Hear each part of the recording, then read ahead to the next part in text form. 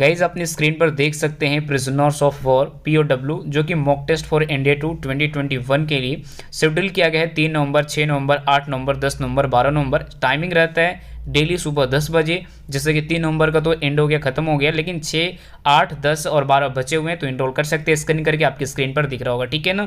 उसके बाद गए यहाँ पे रुद्रा एयरफोर्स एक्स ग्रुप के भी बैच आ चुका है जो कि कंप्लीट बैच कोर्स है। इंडिया के नंबर 1 एजुकेटर मिलते हैं और ये बैच 3 नवंबर से लेकर 10 जनवरी तक चलेगा, जो कि बैच स्टार्ट है।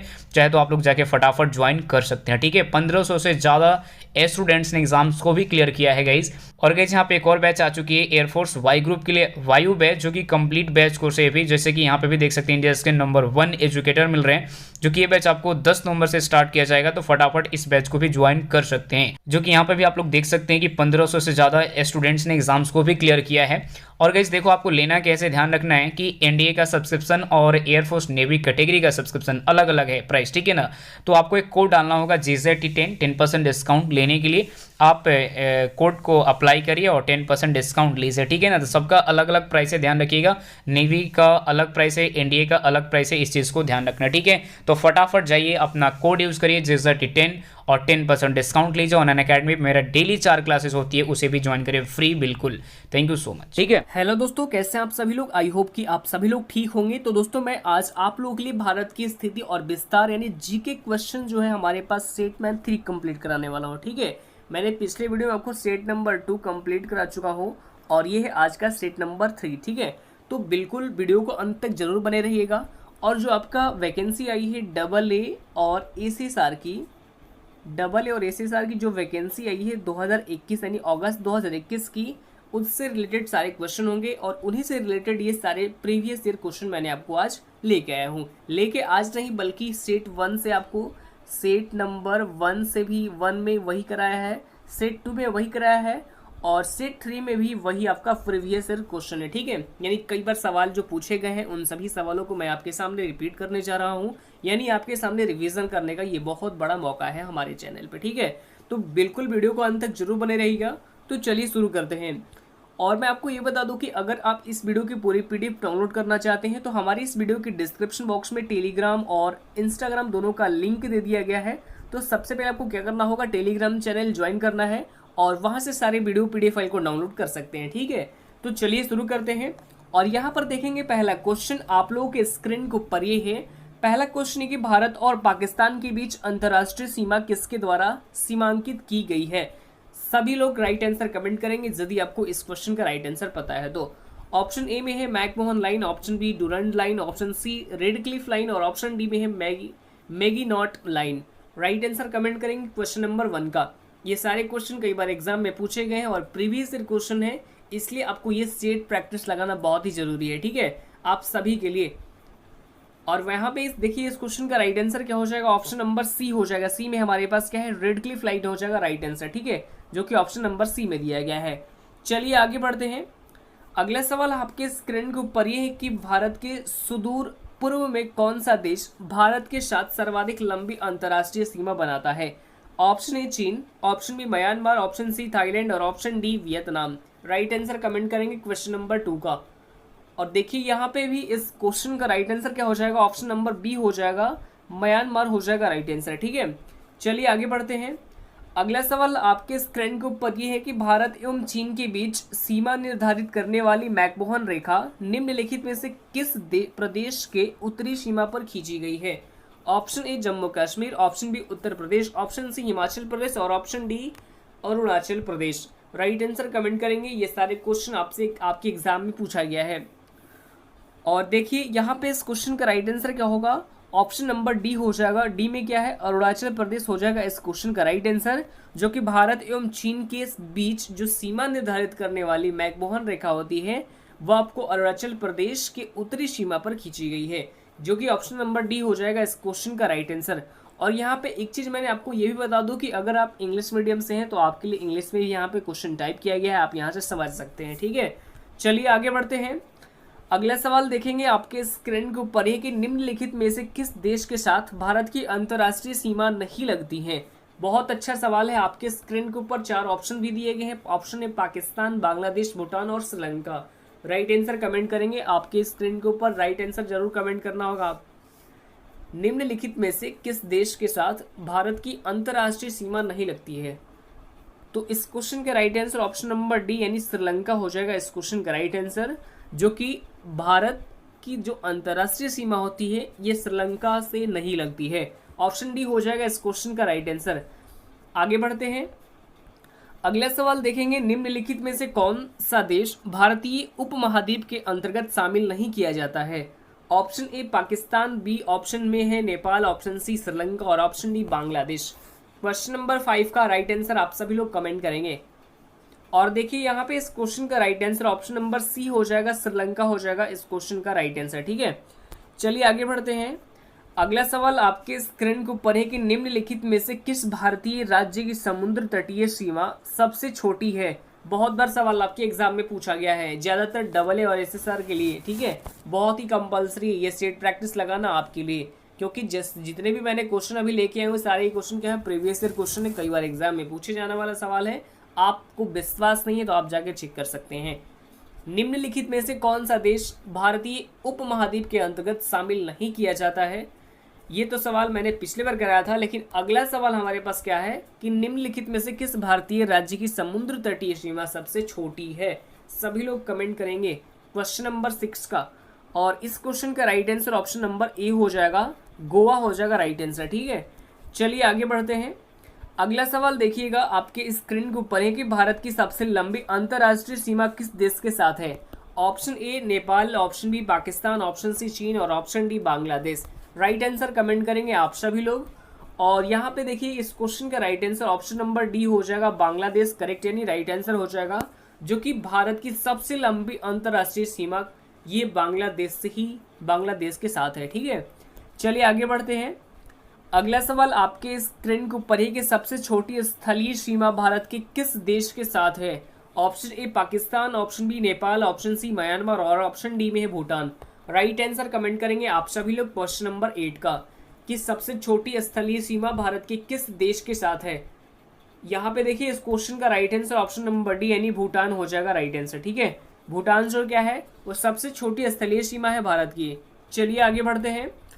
अगला सवाल देखेंगे आपके स्क्रीन के ऊपर, ये बहुत ही सवाल अच्छा है, वीवीआई यानी वेरी वेरी इंपॉर्टेंट सवाल है, आपको बिल्कुल याद रखना होगा इसका जवाब तुरंत। ठीक है, वर्तमान में भारत के किस स्थान को सफेद पानी के नाम से जाना जाता है? ये सवाल कई बार एग्जाम में पूछा गया है। ठीक है, सफेद पानी के नाम से जाने वाला वर्तमान में भारत के किस स्थान को जाना जाता है?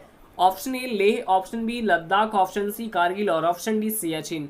सभी लोग कमेंट बॉक्स में कमेंट करेंगे। क्वेश्चन नंबर 9 का बहुत ही अच्छा सवाल है, कई बार एग्जाम में पूछे जाने वाला सवाल है। ठीक है, और इस क्वेश्चन का right answer option number D हो जाएगा, डी में क्या है सियाचिन हो जाएगा राइट आंसर, जिसे हम सफेद पानी के नाम से भी जानते हैं। ठीक है, चलिए आगे बढ़ते हैं। अगला सवाल ध्यान से देखेंगे कि भारत का कौन सा भू आकृतिक विभाग प्राचीनतम है? राइट आंसर सभी लोग कमेंट करेंगे क्वेश्चन नंबर 10 का। ऑप्शन ए उत्तरी पर्वतीय प्रदेश, ऑप्शन बी गंगा ब्रह्मपुत्र का मैदान, ऑप्शन सी प्रायद्वीपीय पठार और ऑप्शन डी समुद्र तटीय मैदान। क्वेश्चन नंबर 10 का राइट आंसर क्या हो जाएगा? ऑप्शन नंबर सी हो जाएगा, सी में हमारे पास क्या है प्रायद्वीपीय पठार हो जाएगा, option number C right answer. ठीक है, चलिए आगे बढ़ते हैं। अगला सवाल आपके स्क्रीन के ऊपर है कि गारो खासी एवं जनजातीय पहाड़ियां संरचना एवं उत्पत्ति की हस्ती से निम्नलिखित में से किसका भाग है? ऑप्शन ए हिमालय पर्वत श्रेणी का, ऑप्शन बी पूर्वोत्तर की पहाड़ी का और ऑप्शन सी आराकानयुमा पर्वत का और ऑप्शन डी प्रायद्वीपीय पठार का। सभी लोग राइट आंसर कमेंट करेंगे क्वेश्चन नंबर 11 का।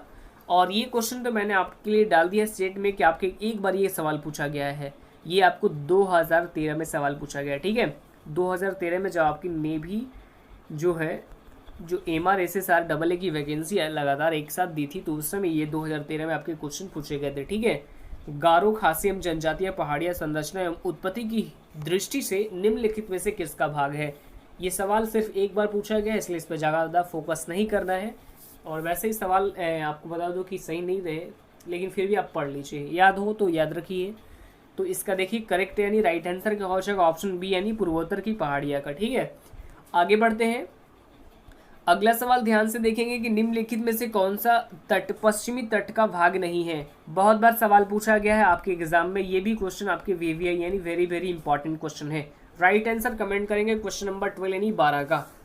और ज़्यादातर इस क्वेश्चन का राइट आंसर आप सभी लोग कमेंट कर रहे हैं, क्या होगा, डी हो जाएगा, कोरोमंडल तट हो जाएगा राइट आंसर।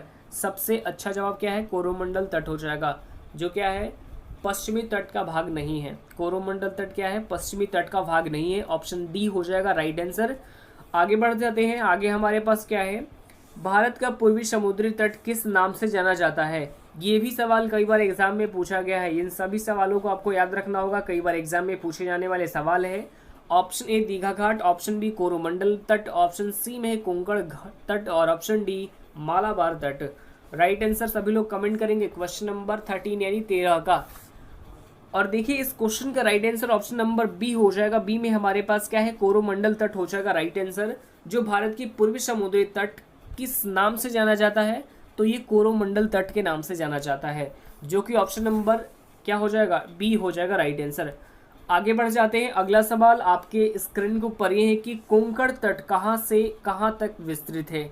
ये भी सवाल पूछे जाने वाले सवाल है। ये आपको बिल्कुल, ये जितने भी मैंने सेट प्रैक्टिस करा रहे हैं उन सभी सेट प्रैक्टिस को आपको याद रखना होगा, क्योंकि जो आगामी जो आपके एग्जाम आने वाला है नेवी डबल एसएसआर का, उसमें आपको बहुत ही फायदेमंद मिलेंगे। क्योंकि जब आप प्रीवियस ईयर क्वेश्चन आप रिविजन कर लेते हैं तो आपके आने वाले एग्जाम में बहुत ईजी हो जाएगा, क्योंकि आप जैसे ही क्वेश्चन को देखेंगे तो आपके दिमाग में तुरंत आंसर पता होता है। ठीक है, चलिए यहाँ पे देखेंगे 14 नंबर क्वेश्चन का राइट आंसर कमेंट करेंगे।